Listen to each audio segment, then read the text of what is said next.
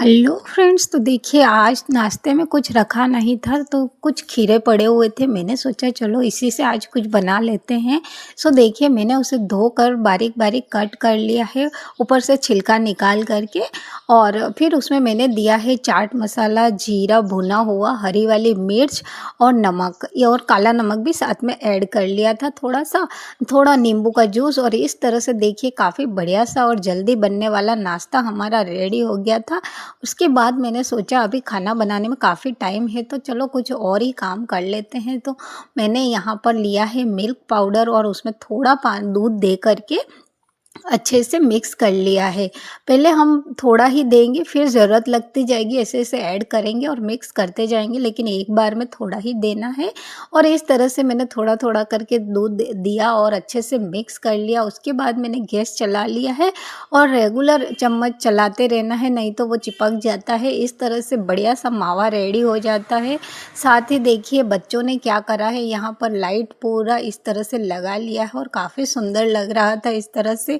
तो ये हमारी तो दीपावली की तैयारियां काफ़ी टाइम से शुरू हो चुकी है। तो मैं अंदर आई, किचन का काम ख़त्म करा और ये 2 मैंने कपड़े यहाँ काफ़ी टाइम से निकाल के रखे थे, लेकिन आज मैंने सोचा फाइनली कर ही लेते हैं, क्योंकि मुझे भगवान के लिए 2 आसन चाहिए थे। मेरे पुराने वाले आसन ख़राब हो चुके हैं तो अब मैं नए बना रही हूँ। तो एक तो मैंने लिया है पीला और एक लिया है रेड। ये तो मैंने आपने सबने देखा ही होगा, मैंने भगवान के लगाया था।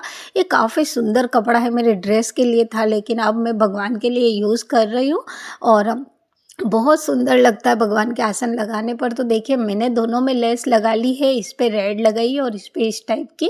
और ये 2 आसन मेरे रेडी हो चुके हैं। अब ये तैयारियां हो चुकी है ना, तो दीपावली के दिन मुझे ज़्यादा परेशानी नहीं होती है। इस तरह से थोड़ी थोड़ी तैयारियां करके रखनी ही चाहिए। अब हम करते हैं बातियों की तैयारी, जो दीपावली के बाद में भी पहले भी और दीपावली के दिन तो खैर यूज़ होगी ही। तो इस तरह की लंबी वाली बातियाँ ही काम आती है दीपावली के दिन दियों में लगाने के लिए। तो मैंने लंबी वाली बाती के लिए देखिए इस तरह से रुई फैलाया, हाथों में थोड़ा सा पानी लगाया और थोड़ा सा दोनों हाथों में दबाव देते हुए बत्तियां बना ली है। और आप चाहे तो यहाँ पर दूध भी यूज़ कर सकते हैं पानी की जगह। और काफ़ी बढ़िया से इतनी बातियां बन चुकी थी, करीब 11 बज गए थे, फिर मैं सो गई। सुबह मैंने देखा थोड़ी कम लग रही थी तो और बातियां बना ली। और साथ ही जो हम भगवान के दीपक लगाते हैं उसकी भी मैं थोड़ी बनाने लगी थी, पर फिर देखा मैंने करीब 8 साढ़े 8 हो गए थे सुबह के। तो मैंने रहने दिया अभी, क्योंकि दूसरे काम भी रहते हैं। अगर मैं इसमें लगी रही तो फिर सारे काम मेरे रह जाते हैं। तो देखिए सारी बत्तियां इस तरह से बना ली और थोड़ा पानी लगाया, नमी है इसमें, इस वजह से इसे धूप दिखानी रहेगी। तो ये जो डिब्बे हैं इसमें मैं गोल वाली ये वाले में तो रखूँगी, और जो वो लंबा वाला है उसमें ये इस टाइप की जो बत्तियाँ बनी हुई है वो उसमें रख देंगे। तो इस तरह से सबके पास डिब्बे रहते ही हैं, हम फेंक ही देते हैं तो कम से कम बाती रखने में यूज़ तो आ ही जाते हैं। और मैं हर साल इस टाइप के रख लेती हूँ, उसी में रखती हूँ। तो चलिए अब हम इसे दिखा देते हैं थोड़ी धूप, क्योंकि 8 साढ़े 8 हो गए हैं तो धूप निकल ही आई है। और इसको थोड़ी देर दिखाते हैं धूप, उसके बाद मैं करती हूँ कुछ और तैयारी। मुझे बेसन बनाना है और जो घर की बनी दाल रहती है उसमें इस टाइप के चने रह ही जाते हैं। तो मैंने इस बार साफ करके नहीं रखा था। हर बार तो मैं क्या करती हूँ, जितनी भी दाल बनती है उसको हाथों हाथ साफ करके ही रखा करती हूँ, लेकिन इस बार रह गई थी। तो देखिए अभी मैंने इसमें से चने निकाल लिए, इतनी ये साफ हो चुकी है, बाकी में मुझे निकालना है।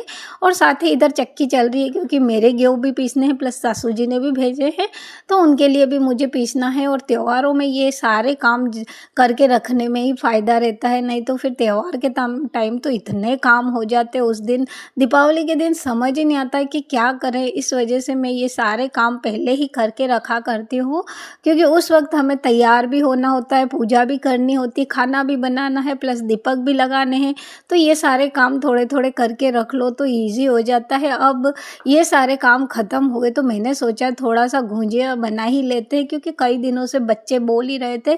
तो मैंने 2 कटोरी तो मैदा लिया है, 1 कटोरी इसमें मैंने आटा मिक्स किया है और थोड़ा सा यहाँ घी का मोयन दे दिया है। इस तरह से पूरा अच्छे से इन सभी चीज़ों को मिक्स कर लेंगे। जितना मतलब ज़्यादा यहाँ पर मोयन भी नहीं देना है और कम भी नहीं देना। अगर ज़्यादा दिया आपने तो फिर आप जब इसे फ्राई करेंगे तो ये फट सकती है, और कम दिया तो फिर इस पे जो गुंजिया बनती है उसके ऊपर जो ऐसे आ जाते हैं ना बबूले से, वैसे आ जाएंगे। तो ये बिल्कुल ये सही रेशो देना है और इस टाइप का आटा लगा करके रेडी करना है।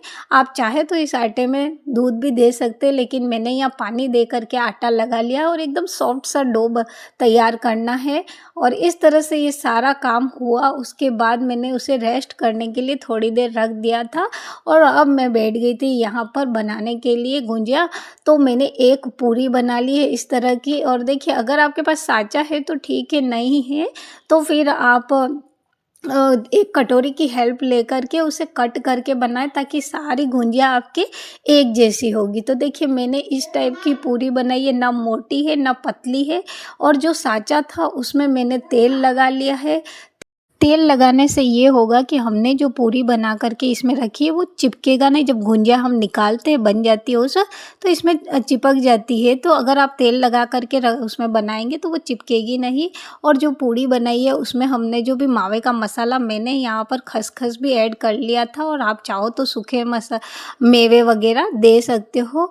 और इस तरह से उसमें ये भर करके फिर चारों तरफ पानी को इस तरह से लगा लेंगे ताकि ये बढ़िया से चिपक जाए, नहीं तो फिर तेल में जाने के बाद खुल जाते हैं और वो सारा फिर बिगड़ जाता है। इस वजह से देखिए, छोटी छोटी चीज़ों का ध्यान रख कर के अगर आप बनाते हैं कोई दिक्कत नहीं होगी।